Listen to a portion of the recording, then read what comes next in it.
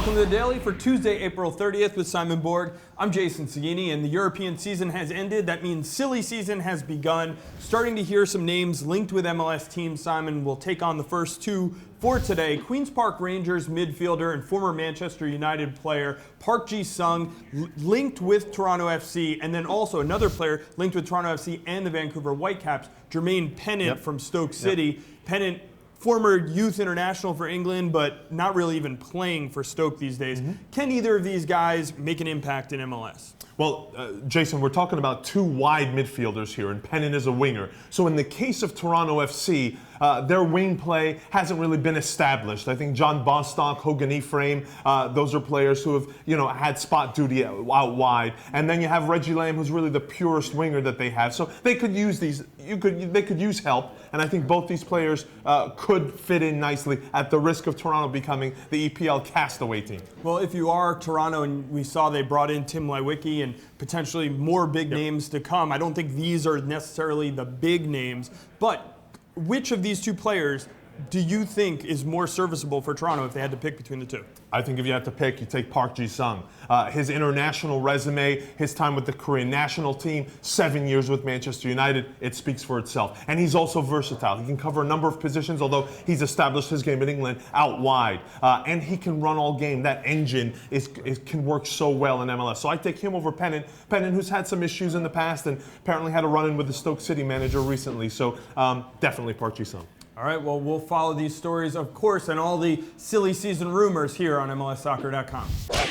Well, we've been following this Orlando City stadium news for a while now on the Daily. They jumped another hurdle last night, Simon, but maybe it's only halfway there so far. Yeah, big news. The Senate in Florida passing SB 306, which is essentially a bill that allows Orlando City and soccer, Major League Soccer, to be included in the running for state tax revenue. And state tax revenue is a part of Orlando City's plan to build that new stadium in downtown Orlando. So this is a very big step for their hopes. All right, the next vote moves to the House either today or tomorrow. We'll, of course, follow that story as we continue to go. One more thing out of Orlando. Dom Dwyer, Sporting Kansas City forward and top draft pick from last year. He is playing with Orlando City in the USL on loan, leading the USL in goals. 5 goals in 6 games. So Peter Vermees has that card to play at any point in this season if he needs to bring in a hot goal scorer.